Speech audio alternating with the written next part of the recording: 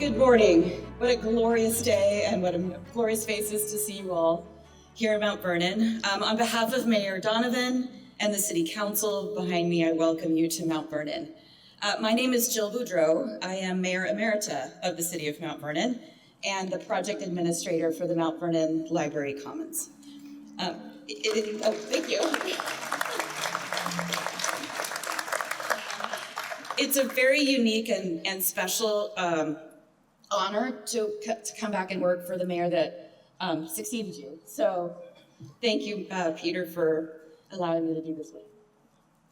Our celebration today is the fulfillment of long-standing community needs combined into one project.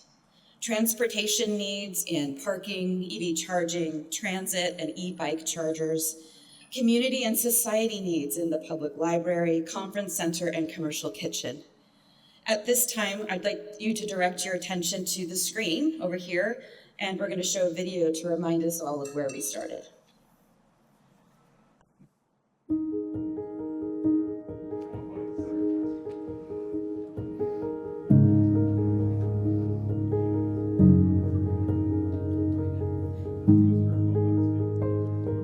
I came here from a small town, a small community. Everybody knew one another's name.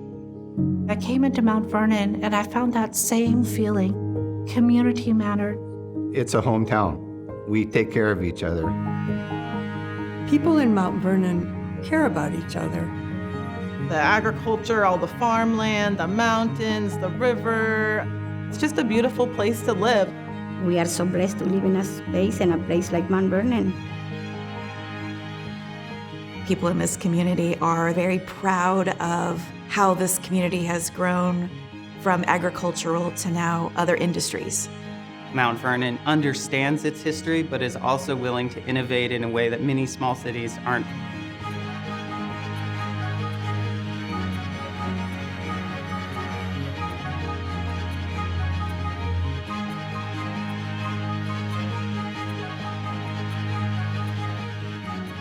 These community buildings are the very center of what our rural areas need.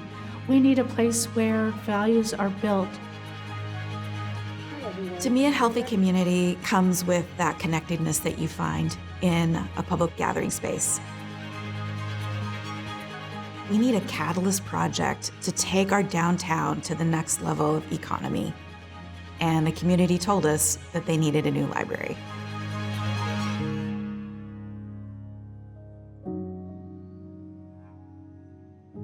We wanted to find a good place that we could offer several different services. So a place for a community center, a place for parking, and of course, a place that made sense for the public library. And that's what our location does. It's perfect for all of those.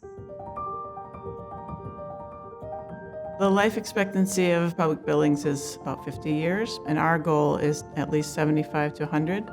Our city has grown a lot over the last 30 years, but our library has remained the same. The building itself is outdated, and so that means we can only offer outdated services. The new library is important because libraries have really become that place where communities can come together, learn, and gather, and it really becomes that genuine hub of the city. For this building, a lot of it has to do with how it fits in with the urban fabric of our downtown. Its location is very prominent. The new Commons being right across from Skagit Station is just going to make it so much more convenient for people to utilize the Amtrak train, to utilize the Greyhound bus in our service. With a flyer stop, individuals could just step out of their car, step on the bus, and head south.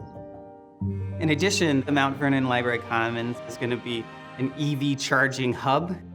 The idea that we can incorporate such a large amount of electric vehicle charging really fits into state, local, and federal plans and initiatives to move us forward in the use of electric vehicles. The Washington State Legislature invested in building climate change resilient infrastructure. Mount Vernon is the first city to come forward and say we are going to build those buildings that reflect the values of Washington State. Buildings in general contribute about 40% to global warming, and our goal is to increase the energy efficiency about 60%. We are looking at a passive house envelope, so we don't have to use a lot of energy throughout the day. In the long run, it costs us less. 10 years from now, we're not adding to the burden of the taxpayer, and we're not adding to the burden of the next generation.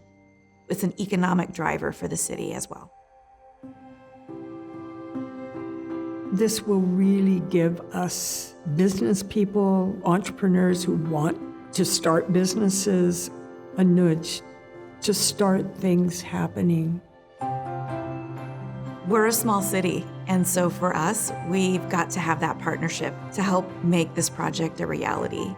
And to have more than 3 uses in one project, it's efficient use of dollars. We cannot do this alone. We need help to reach that goal. We're asking you to invest with us and get us to that finish line. This place of commons is going to retain the values of Mount Vernon, its family, its love, and its kindness in its community. I see this project as a chance for us to become better.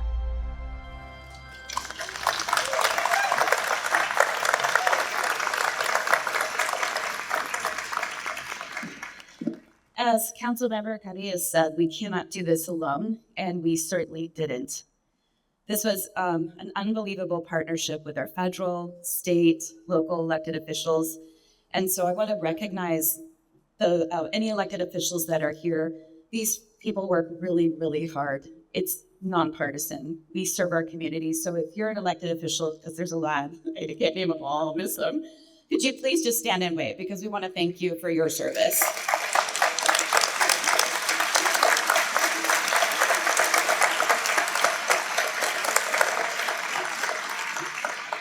So this is the largest, this is the largest project in city history. And many of people just thought we were kind of crazy. But we've overcome the odds to create extraordinary services for our community. This is a project of unparalleled civic pride, as witnessed by your beautiful faces today. I'm gonna get this out before the train. And a small city of 36,000 people. We are disadvantaged economically, but we persist. And we could build a building with so much meaning and so many firsts. In Mount Vernon, we can do hard things.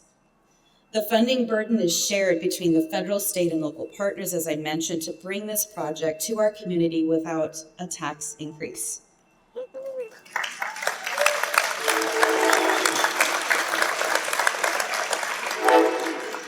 I'm gonna pause for a minute.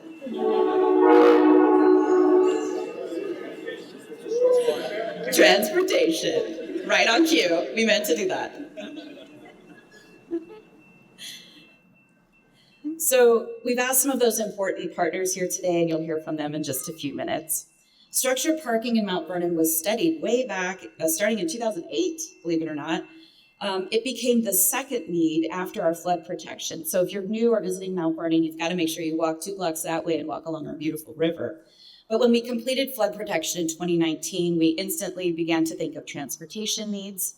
And so this project has 276 parking spaces and 76 EV chargers. It's the largest publicly owned charging station in the United States.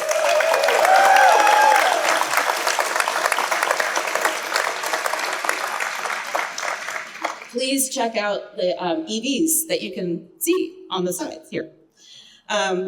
The parking is going to allow us to develop the downtown in our third economic phase, which will include much needed housing and hotel properties. In a needs assessment in 2014, our community was asked to describe what they wanted to see in a new library. These are quotes from that survey: vibrant, modern, inspiring, and bigger. The go-to place for self-initiated learning and community engagement. They wanted a children's library. You'll find the largest children's library north of Seattle inside. They wanted more collection, and they wanted expanded technology. But my favorite comment of all was this: please do not put Band-Aids on our present library. Invest for years to come. The project is deeply connected to the people of this community. There is quite a theme of brotherhood within the 807 souls who labored on this building. Alba Pro Painters is owned by two brothers. They were taught the trade by their father, who was also a painter, and they employ their son. So there's 3 generations of painters that labored. ML Fox is the caseworkers. They built counters, the book nook. They were in, and they have numerous family members employed, and at least 3 brothers worked on the casework. And then the Fromm brothers. They bookended this project with Kevin Fromm involved from the concept work in 2018 and 2019, and Stephen, who is supposed to be sitting right over there somewhere, and he is our construction supervisor closing the project out. Agricultural design elements are really important. More than a decade ago, the Port of Skagit and local farmers and Washington State University Bread Lab considered how to best sustain the agriculture in Skagit for another century. So what you will see right up here on the left is wheat. That was designed for Skagit 1109. That is the first wheat developed in over 100 years, specifically for whole wheat uses, and it's the first wheat ever developed to thrive west of the Cascade Mountain Range. You will see blueberries, potatoes, spinach, all subtly in the design. And there's a nod to salmon in the river, and the river in tile. You're gonna have to see if you can spot that one. So please look in the program for a lot more information about what's coming. Choosing a ribbon date for a celebration like this is pretty tricky. And I take 100% of the blame for it to not be completely finished. You are gonna have an open house today. We're probably gonna need another week or 2 to finish it up. But please, we maybe did that on purpose, so you can come back and check out the details. So thank you for the grace on that. Enjoy your day with us. Please tour the building, visit the electrical apprentice program over there for more information on apprenticeships. Our local car dealers are here showing electric vehicles. Indulge Bakery did some baking. Shoe Farms donated some of the decor inside. So it truly is a community project. So thank you for allowing me to speak.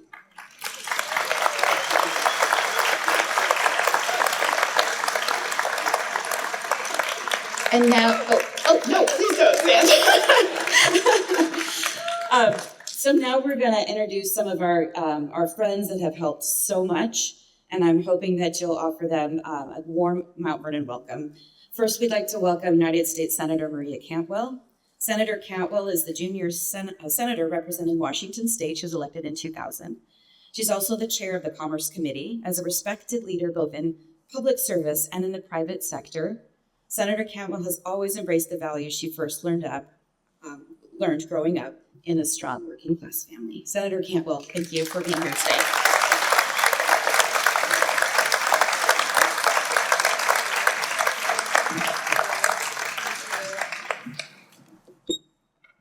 Jill was just in DC and she's like, "You're coming, right?" Of course I'm coming. Mayor Boudreau, thank you so much for the introduction. Good morning, everyone from Mount Vernon. And oh my gosh, what an incredible audience for an incredible celebration. I'm glad to be here with so many key members of the local community and certainly our local legislators like Dave Paul and Liz Lovett and Representative Schaefers and Senator Ron Mizell. Thank you all for being here. The City Council, all of the wonderful people who have been working hard for this community.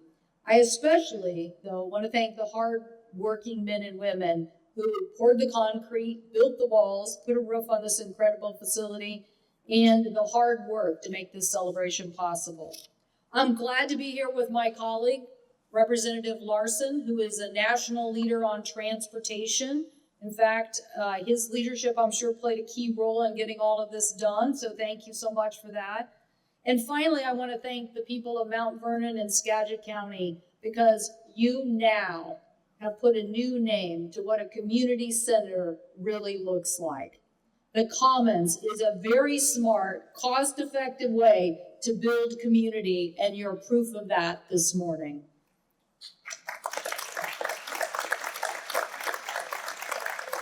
As I look out and see the excited faces here, I can tell you how much this means to everyone. I know exactly what a library means. It's a place where kids can start their dreams. I helped build a library in Montlake Terrace decades ago, and I know how important that community still is there. Libraries and common places are where we gather, where we share ideas. And I was proud to work with Congressman Larson on the $3 million in federal funds here that are specifically for the library construction of a young adult STEM center, a computer lab, and a community meeting room. So those new generation of, as you were saying, electrical engineers might get their first impetus right here at this library. But we also made sure that it was transit oriented, and that helped in the subsidization of the loans, and the project being the very first transit oriented development loan provided ever by the Department of Transportation. Literally, Skagit County and Mount Vernon are making history in the United States of America. Transit-oriented development projects like this create more livable communities. And listen, you have a great food co-op, so you're basically saying, come up here, recharge, go to the co-op, stop at the library, see all the wonderful things in Skagit County.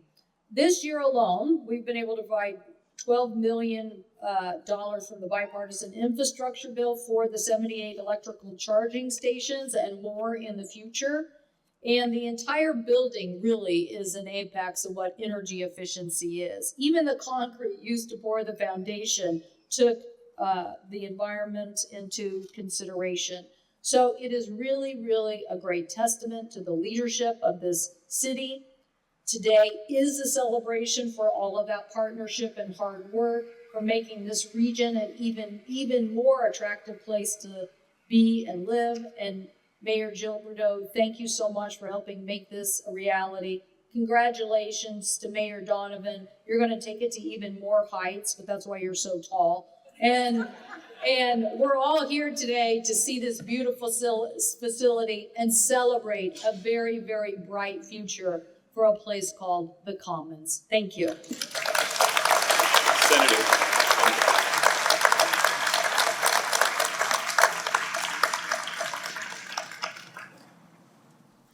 Thank you, Senator Cantwell.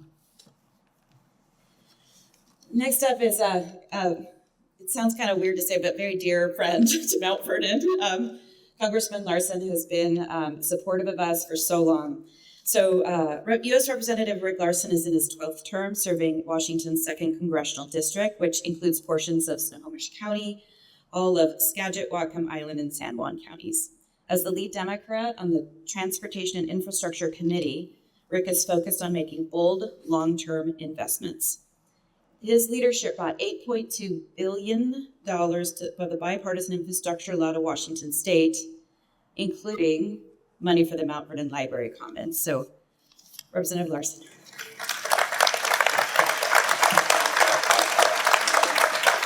Thanks, Jill.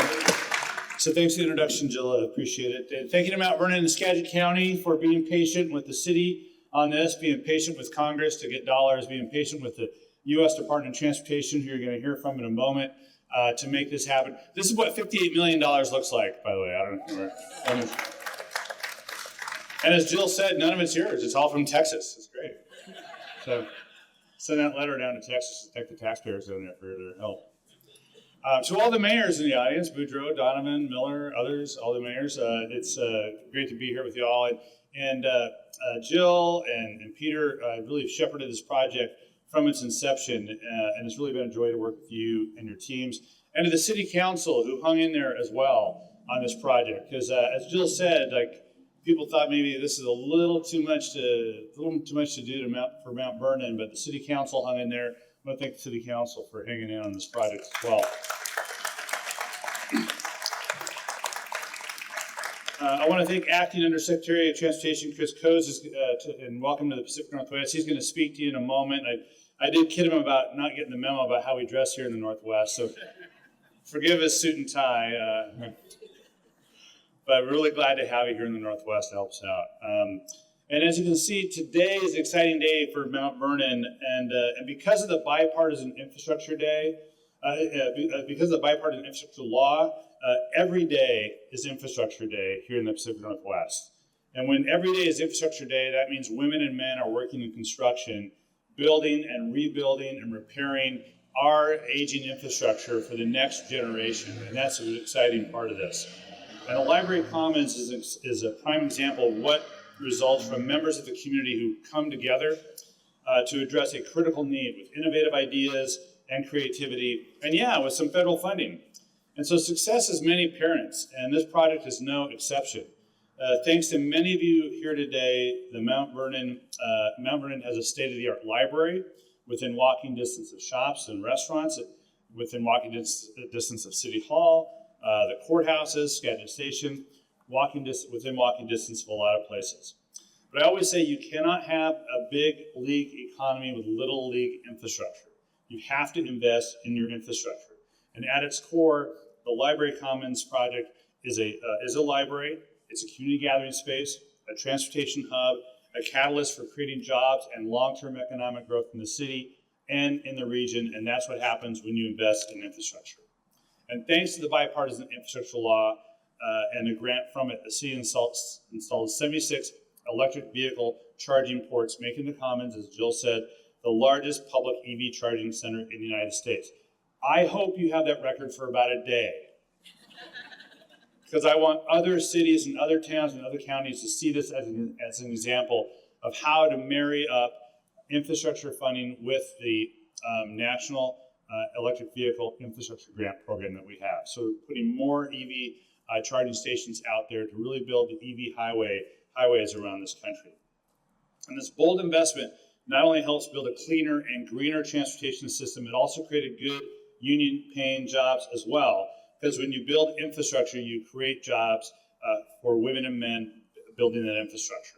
And in April, I was here with Mayor Donovan and others to observe the installation of two of the new EV chargers by local union electrical workers from the IBEW. My dad, IBEW local 191, who I totally respect. My dad was a local 77 guy, so I respect him a little bit more, but the 191 folks are here. Their tent is over there. They're talking about how you can get involved in electrical work and becoming an apprenticeship and having a long-term, good-paying job for a long, long time. And I'm going to embarrass her. I met Chloe. She's one of the apprentices here, and I met her earlier today. An example of the future of electrical workers and the future of jobs in the Pacific Northwest. But these workers, along with the Northwest Career Technical Academy, we're here to learn about electrical apprenticeship initiatives offered by the Northwest Washington Electrical Joint Apprenticeship Training Committee, which has a very cumbersome acronym, so we'll just call it that. It's a joint labor management training program established by Local 191 and the National Electrical Contractors Association Cascade chapter. So I want to thank them as well for being part of this as well. There's Chloe. But these students were exposed to in-demand career opportunities. So again, it's not just about this, it's about creating jobs, it's about the economy. And finally, the message here, as Congress looks forward to 2026, when we have to reauthorize the bipartisan infrastructure law, the message to anyone listening out there in the land, Senator Cantwell and I will need your stories. Need your stories about why projects like the Commons, like expanded Amtrak, like expanded Sound Transit light rail service, and safer roads, safer bridges, why sidewalks, why rail crossings. We need the stories about why these are important to you so we can make a case to continue the job of investing in America's infrastructure, because we passed the bipartisan infrastructure law 2021, but we got to do it again to keep the job creation going in this country. So this is a great example that we'll be able to talk to people about for years to come. I want to thank you all for being part of this and allowing me and my team to be a part of this as well. Thanks a lot.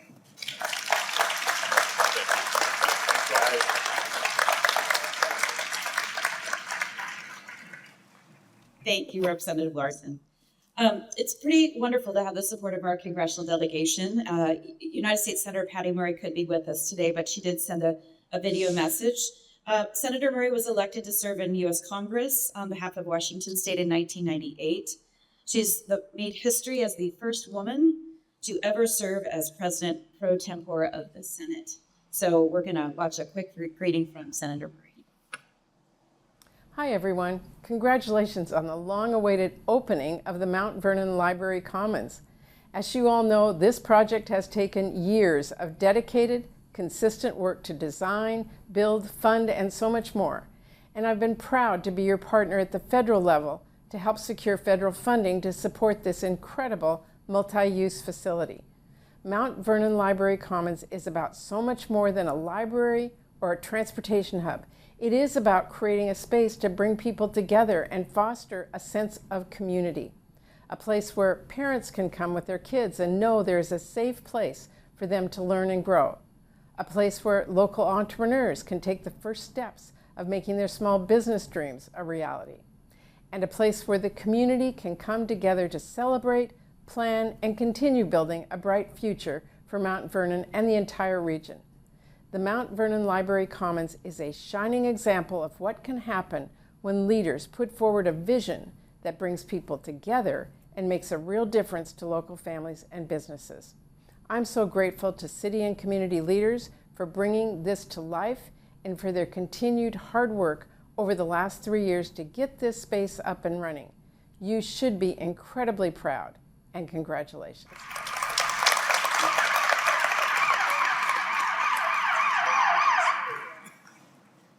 Hope everyone's okay. We'll pause for Sizik here. Governor Jay Inslee is finishing his 12th year as governor, and he's a pretty big fan of this project. He's visited several times. So he actually included our project in his climate policy agenda and championed just over $20 million of state funding. And so we have a video greeting from Governor Inslee. Hey, congratulations on this big day. I so wish I could be there. I watched this project develop. There's so many positive things going on in the Mount Vernon, Skagit County right now. And this is the topper because there are so many things going on at this Commons. Nobody in Mount Vernon won't have some way to enjoy this beautiful facility. And I'm particularly appreciative of the leadership the community has shown is to make this a sustainable building. I think this is a perfect example of what a community can do to reduce its environmental footprint, reduce its carbon. I still have a piece of that sustainable concrete. Don't worry, it wasn't a load-bearing column I took, so the building's still in good shape. We want to thank the Biden-Harris administration, obviously, for the help in the infrastructure dollars. But mostly I want to say congratulations, Mount Vernon. You're leading the way yet again. Have a great day.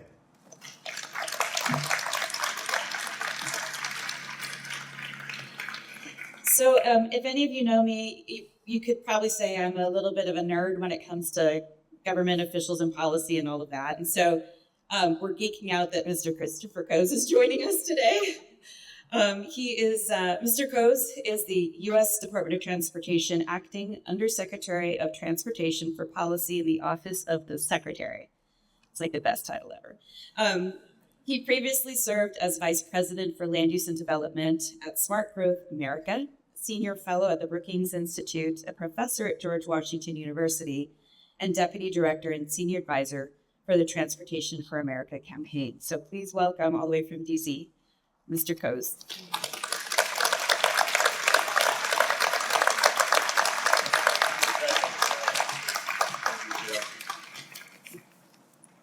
Good morning, Mount Vernon. You guys can show yourselves. Julie, thank you for that warm introduction. And I'd have to say, I wanted to say thanks for not only that warm welcome, but I'm just really excited to be here today on behalf of the 57,000 employees at the Department of Transportation and my wonderful Secretary Pete Buttigieg, who wish he could be here. But of course, we are negotiating some labor agreements, and we want to make sure we get that resolved as soon as possible. I want to just take this moment, though, not only to acknowledge the amazing leadership of the City Council, Mayor Donovan, obviously Julie, and your leadership here, but the amazing congressional leadership, Senator Cantwell, who has not only been a dear friend to our department, but also been a leader in the Senate, to Congressman Larson, who not only was one of the first phone calls when he became ranking member. We were talking about a lot of issues, but I can tell you, yes, he did nudge me. He said you could lose the tie. I reminded him that at the Department of Transportation, we're A+ students and we always bring our best. Of course, to the amazing state leadership here represented, it's no telling through the folks and the smiles that I see across this comment how exciting and how important this project is to the community. Let me just say this. I tell my team a lot these days that I believe I have one of the best jobs in the entire government. Been able to serve at the Department of Transportation and at this moment, this historic and consequential moment of history, a time where we are investing more than $1 trillion in America's infrastructure, is such a great honor. And it's really days like this, particularly someone who grew up in Southwest rural Georgia. So yes, I came a long way to come up here to these parks. I can tell you that many, many years from now, when I think about today and events like this, I will look back on when I think about the impact that the Biden-Harris administration and our many partners, particularly Senator Cantwell and Congressman Larson, because of what I see today, which is all of you. We're not just cutting a ribbon on a new library or a new critical community connector. We're connecting a ribbon on not only will be the largest public EV charging station, but the largest one, not just in rural America, but all of the United States. And that is a big deal. So don't let anyone tell you that rural America is not on the front lines of the electrification race. This is a huge step in our administration to make sure that every part of this country is part of this EV revolution. And I can tell you by what I see today, we are well on our way. Since the start of this administration, we have nearly doubled the available EV charging across the country. And I can tell you this progress is a testament of the programs like our charging and fueling infrastructure program, which provided Mount Vernon, a town of less than 30,000 some individuals' heart and souls, $12.5 million. You guys did that. It's an investment like these that will assure that we are actually catalyzing, accelerating EV production, jobs, but more importantly, working with our private industry to make sure that the United States wins the EV race. But we know that building EVs is not just for the rich. It's actually making sure that it's convenient, that it's affordable, and reliable to all of our drivers, whether they're close to home, where they're going to work, or along the significant corridors across the country. That's why my Vernon Library Commons project is so important. Well, I also have to say, having spent a decade trying to convince Capitol Hill to allow transit-oriented development to be an eligible, expensive federal investment, I can tell you with some personal experience that this project is not about just being the largest EV station. It's an example of how rural communities can get together and understand that the future of rural America is a strong and successful downtown, particularly downtowns that are close to public transportation. And that is why, even after 10 years of having a program for transit-oriented development, Mount Vernon, you are the first in the nation to receive a DOT loan to support transit-oriented development. Give yourself a round of applause. And as acting undersecretary, I have the fortunate responsibility of coordinating our financing and programs. And when I say, when we looked and saw Mount Vernon on the cusp of getting approval, we're going to stop at nothing to make sure it happened. And I can tell you, being the first, I wanted to make sure I was here to see it get done. But here's the thing. We know the value of great liberal communities. People want to be able to walk to the library. They want to walk to shops. They want to be able to get around.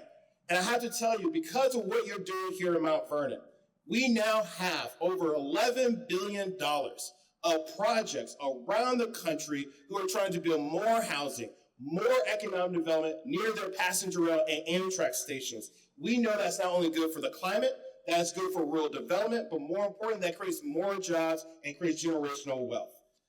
We also recognize that people are demanding more rural development, And this is an example that will be a national model for years to come.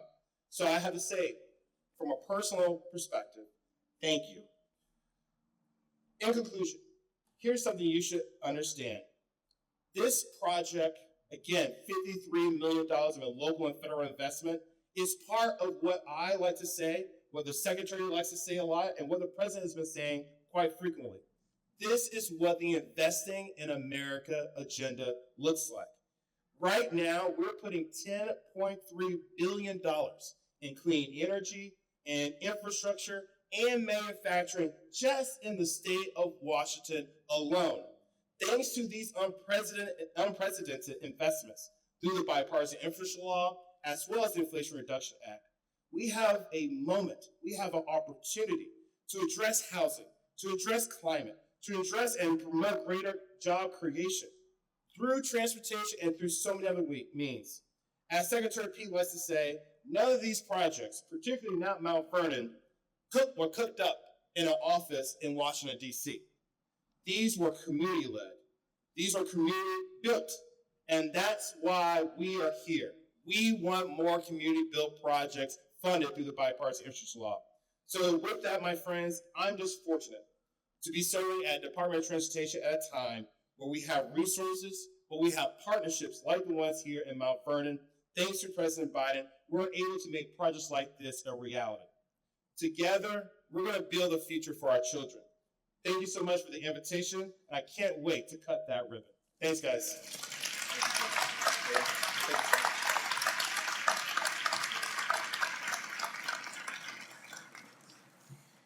Our Washington State Legislature helped so much too. Mount Vernon is represented by the 10th and the 40th state legislative districts and a teeny bit of the 39th. So I want to invite our representatives that are here today, and we've asked Representative Dave Paul to speak on behalf of all of them. But I do want to read their names because they worked super hard on this for us. So Representative Clyde Shavers, Representative Dave Paul, Senator Ron Vazal is back there, Representative Alex Ramel, Representative Deborah Lekanoff, and Senator Liz Loveland. So I'm going to, thank you, yes. So I'm going to welcome Representative Paul to the stage. He's an experienced educator. He's taught in higher education for over 25 years, most recently helping students at Skagit Valley College. In the legislature, he serves as the vice chair of the House Transportation Committee, and it is a member of the Innovation, Community and Economic Development, Veterans Committee, and Post-Secondary Education and Workforce Committee. So welcome, Representative Paul.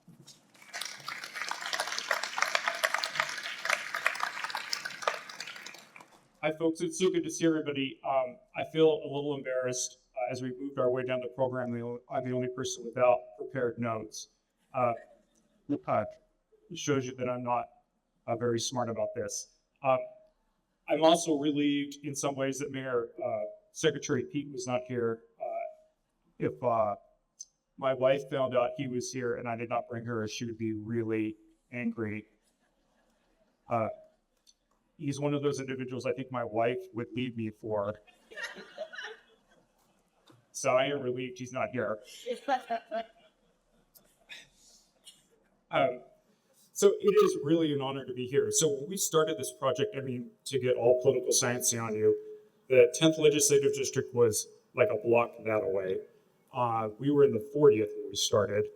Deborah Lekanoff, Representative Lekanoff, and I fought over who was going to get to make the request for the capital funds for the project. And then with redistricting every 10 years, we're now on the 10th, which is wonderful. And really proud of the work we did to help secure some of the final funds for the EV chargers here. And when Mayor Jill came to talk to me and said, we're running a little short, we used the Climate Commitment Act in Washington State to help fulfill that and to make that last gap in the state help. Could not be more proud that the Climate Commitment Act helped finish this project. And I work at Skagit Valley College, so I spend a lot of time on commuting and coming up here and using the Island Transit, how Skagit Transit connects with that here to get to the college. I also am an EV driver, and that is a challenge getting down to Olympia and back. As you folks know, it's a long drive. I'm really excited that now we have another opportunity for me to stop and grab a cup of coffee, talk with you folks, and help support our community. Thank you so much. I can't wait to see the inside of the project. Thank you.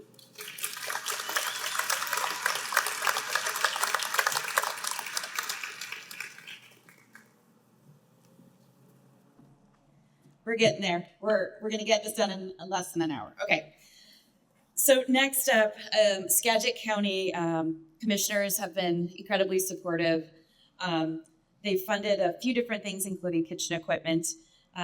We've asked Skagit County Commissioner Peter Browning, who represents, of course, Mount Vernon, to speak. Peter was elected.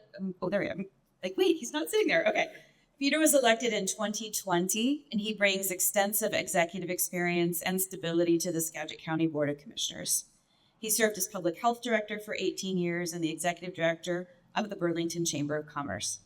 And I have to say, from day one, as a commissioner, the city experienced a significant support with Peter's leadership, and he alone was critical in moving the Commons project forward with a land deal. So thank you so much, and welcome, County Commissioner Peter Brown.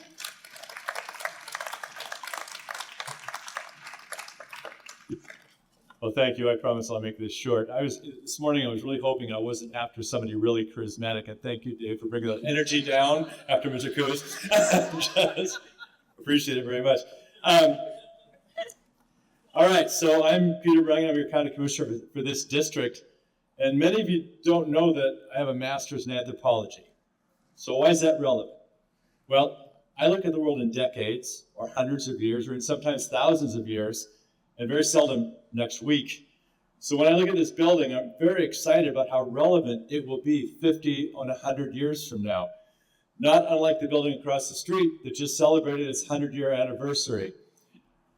Too often, we in government think in short term, but thanks to the vision of the past mayor, Jill Boudreau, and the current mayor, Peter Donovan, this is a fantastic building that will be truly meaningful in our community for many, many decades to come. And I am excited. I have to say I'm proud of my part in this. Prior to me being elected, this building was still up in the air. I ran for office with a promise that I would work with the cities in a cooperative manner, and that with the shared vision of my two commissioners here, Commissioner Janicki and Commissioner Wiesen, great people to work with, and we helped make this building possible. So let's keep doing some good stuff in Skagit. Thank you all.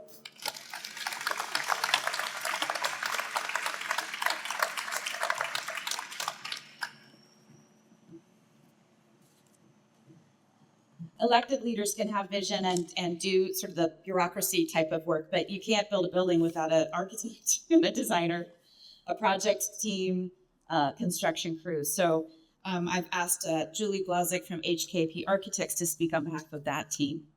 Julie is a partner at HKP whose strategic and holistic approach to the design and construction process leads to context-driven, function-focused, uplifting architecture. Her design has received numerous awards from the AIA Northwest Washington and for the Twin Lakes Landing Affordable Housing Project, and national recognition from the National Association of Home Builders. Please welcome Julie.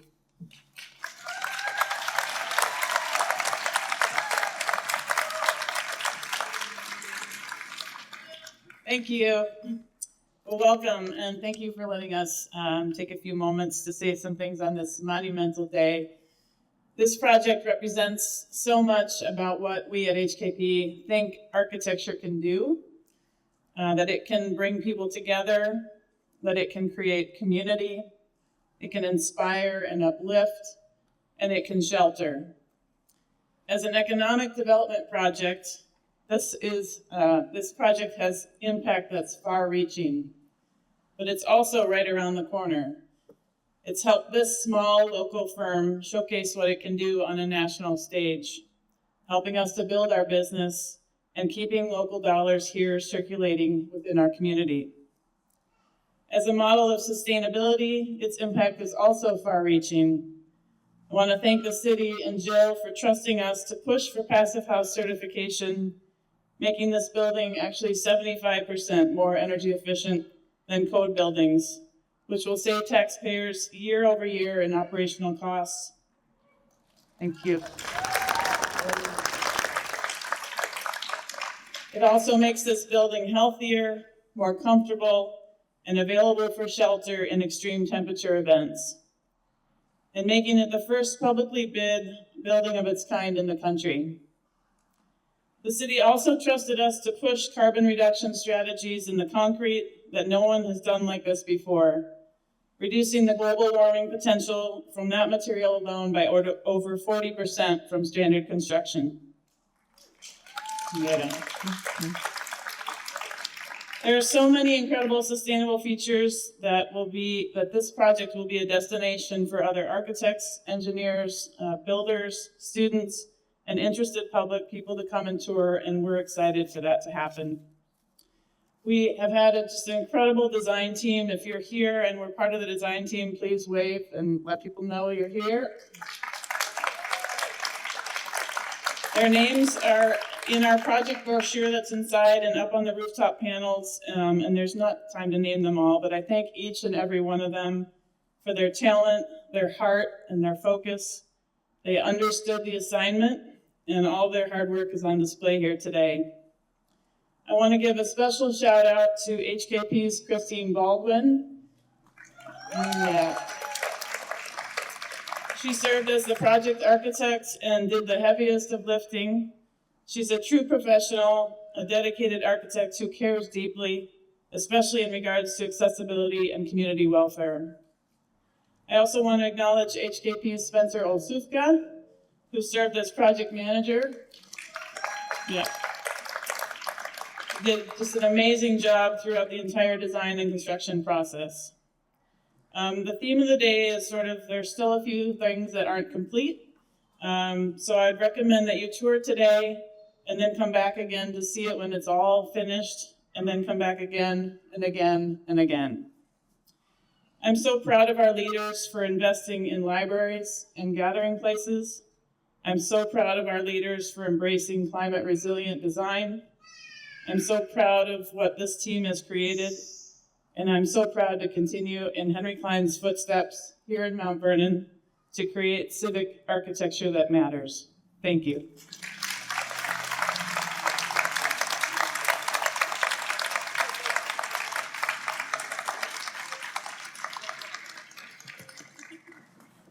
Julie, before you go, we have something to give to you, to the firm, to thank you for all of the work and the thoughtful design that you put into the building. Thank you so much.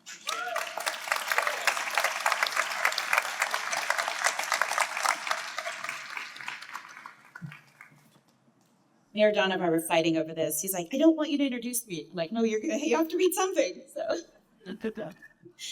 Mayor Peter Donovan began his first term on January 1st, 2024. He is committed to ensuring that local city government is efficient, accessible, dignified, and inclusive. He's known for his collaborative approach to leadership.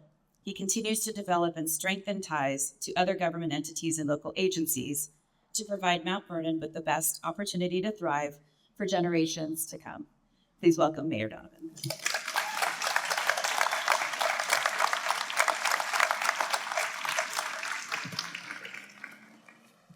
Thank you, Mayor Boudreau. A couple more thank yous before I talk, and then, just one more politician talking, and then we get to go inside. We wanted to also thank OAC. It's Dave Jobs. There's Dave. Dave, come on up. Wanted to thank you, the best project team that kept us all on track, all on the same page. The city was really fortunate to work with Adam Johnson, with Kevin Fromm, who led the concept design back in 2018, and then with Greg, Molly, Dave, and Jeff. Thank you, Dave.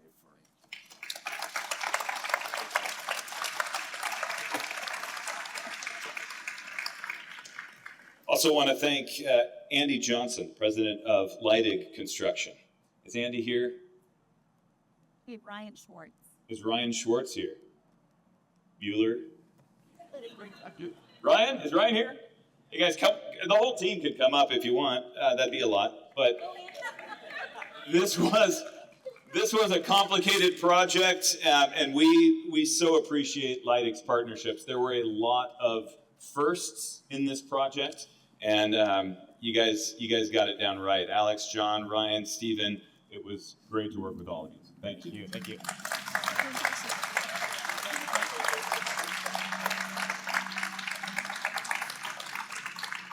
I also just need to mention my staff, your city staff, that put hours in above and beyond what they normally would do. And we'll honor them at a city council meeting, but I did want to just mention their names. Library Director Isaac Huffman, Finance Director Doug Valesky. I know Doug, don't worry. Our Public Works Director, Chris Phillips, our City Attorney, Kevin Rogerson, he's here as well. Parks and Enrichment Director, Jennifer Berner, IT Director, Mary Thomas, Stacy Pratchner, our Development Services Director, and Michelle Myers in Public Works as well. Let's give them a round of applause for your work, please. Thank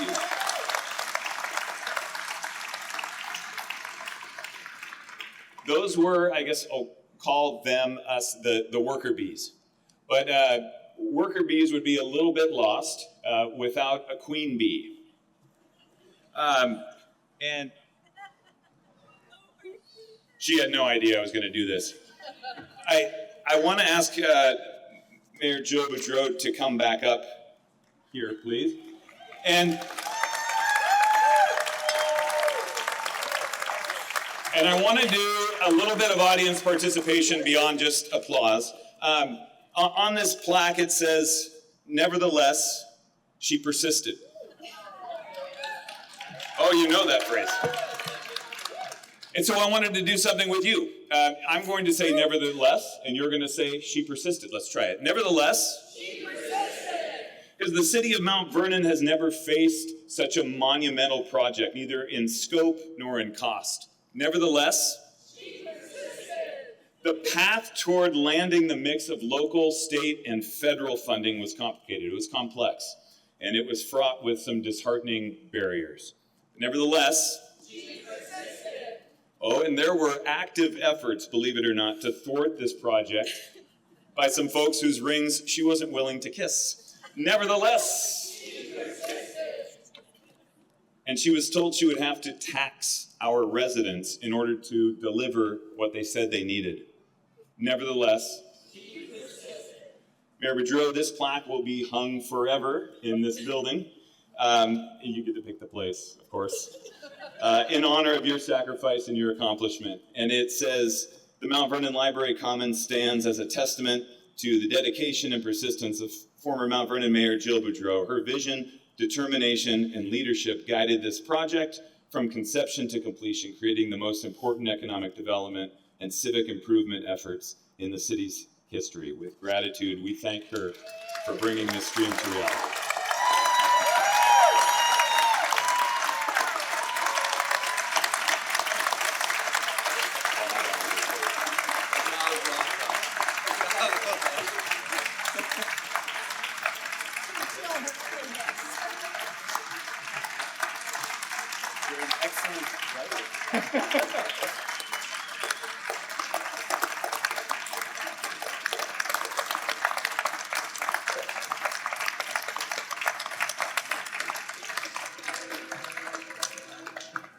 She had every reason to give up and to give in and to let this vision of this community gem fade away. Nevertheless, she persisted. Thank you, Mayor Boudreau.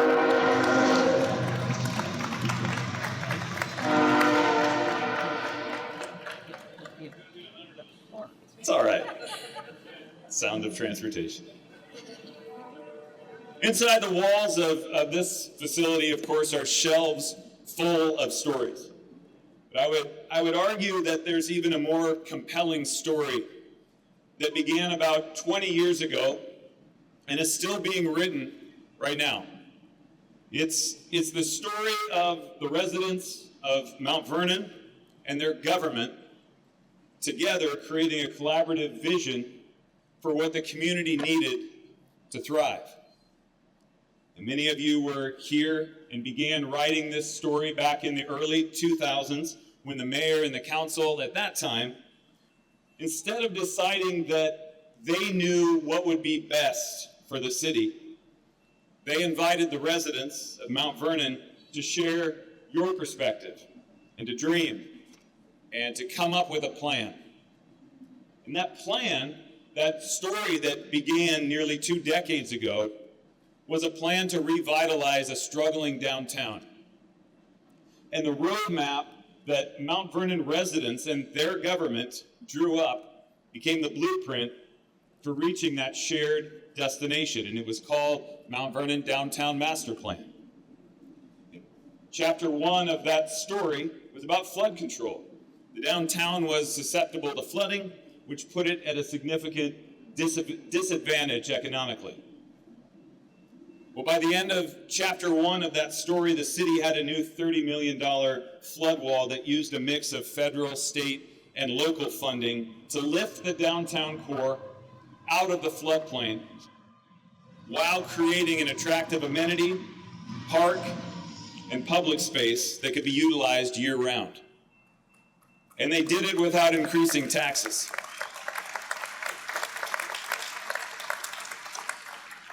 In the second chapter of the downtown revitalization story, would need to address a parking shortage. With more businesses, residents coming to town, we would need a place for people to park.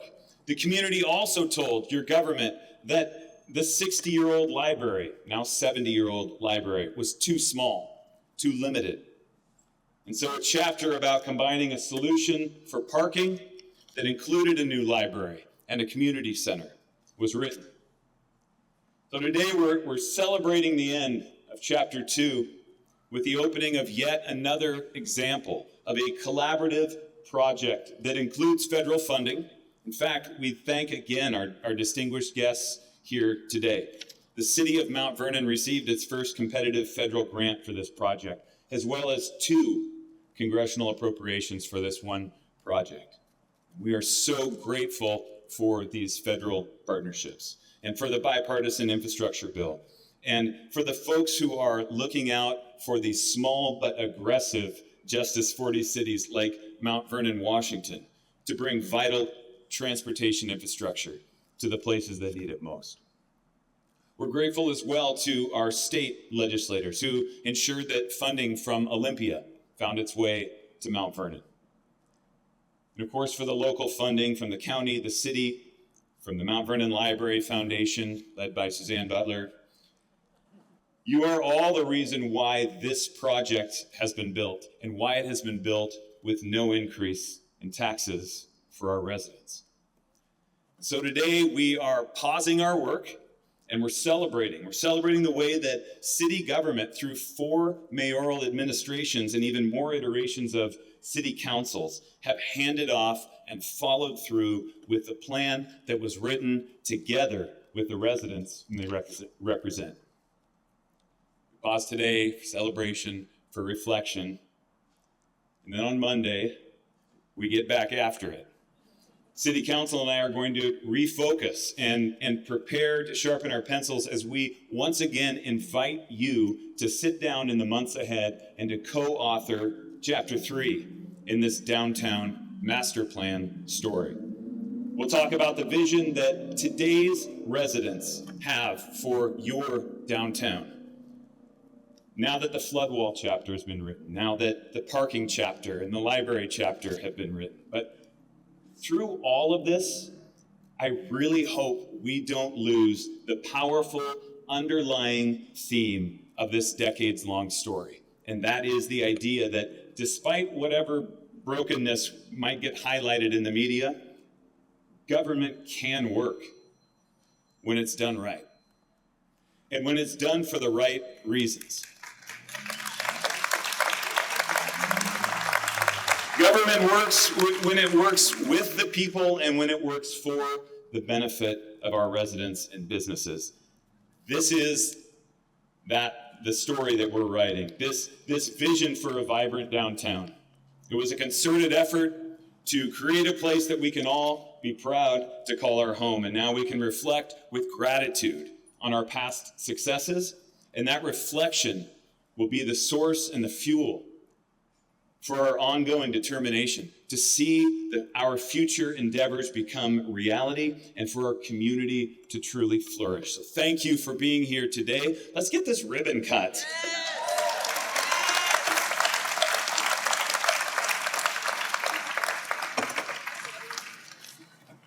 Mayor. They're golden. They're matching.